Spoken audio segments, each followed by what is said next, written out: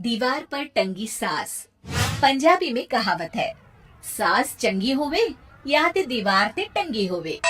संगीता की शादी भी एक ऐसे ही घर में होती है जहां उसकी सास दीवार पर टंगी होती है।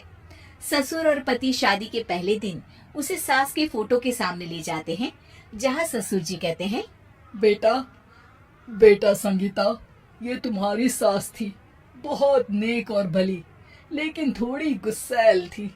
गुस्सा आने पर सब तहस नहस कर देती थी, पर अब ये इस दुनिया में नहीं है। हाँ संगीता, माँ होती तो तुम इनकी कोई बात टाल नहीं सकती थी, वरना तो माँ घर में भूचाल ले आती। संगीता मन में खुश होती है कि अच्छा है कि ऐसी औरत अब इस घर में नहीं है, लेकिन दिखावे के लिए वो जैसे ही सास की फोटो के सामने हाथ जोड़कर खड़ी होती है, ये क्या? सास उसे देखकर मुस्कुराने लगी। संगीता आंखों को मलकर एक बार फिर से देखती है, लेकिन फिर सास के चेहरे का भाव, भंगिमा यानी एक्सप्रेशन बिल्कुल बदले होते हैं। वो अपने पति और ससुर को कहती है, माँ की तस्वीर तो स्माइल कर रही है। ना ना बेटी, ये कैसे संभव है?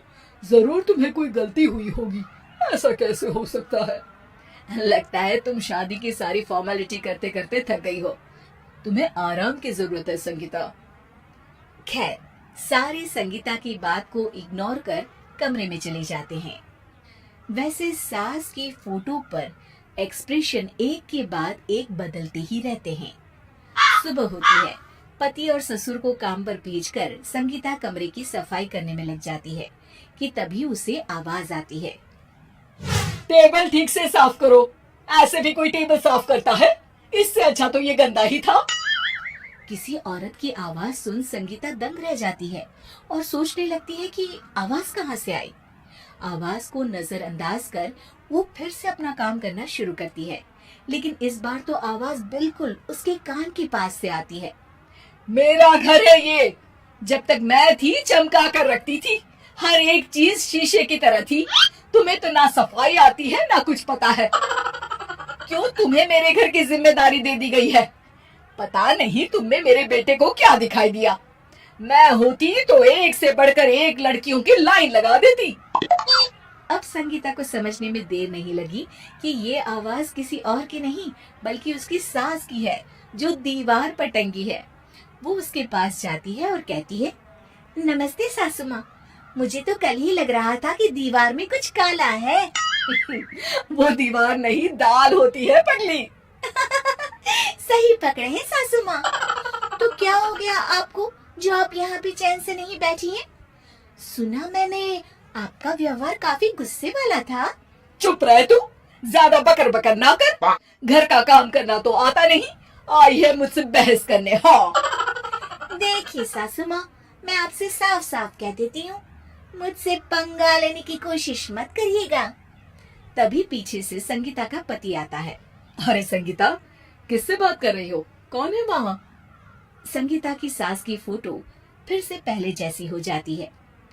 आपकी माँ से कह रही थी कि मुझे काम करना आता। अरे संगीता, माना सास के ताने हर बहू को अच्छे लगते हैं, लेकिन यहाँ तो माँ है ही नहीं, तुम तो फोटो से ही। तुम भी लाजवाब हो संगीता। किसी को विश्वास नहीं होता कि संगीता अपनी मरी हुई सास की फोटो से बात करती है। वहीं आए दिन संगीता की सास संगीता को किसी न किसी बात पर आते जाते ताने देती। संगीता को भी अब सास के तानों और उनसे बात करने की आदत हो गई। वो कभी खानदान की कहानी तो कभी तीज त्योहार कैसे मनाए या किसी व्यंजन की रेसिपी सास से ही पूछती। सारा दिन घर में अकेली संगीता की सास अब उसके लिए तानों के साथ पक्की साथी की तरह भी रहने लगी थी, जो किसी और को नहीं बल्कि संगीता को ही सुनाई देती। तो देखा आपने, सास बहू का रिश्ता हर रिश्ते से ऊपर होता है, फिर चाहे वो खट्टा हो या मीठा।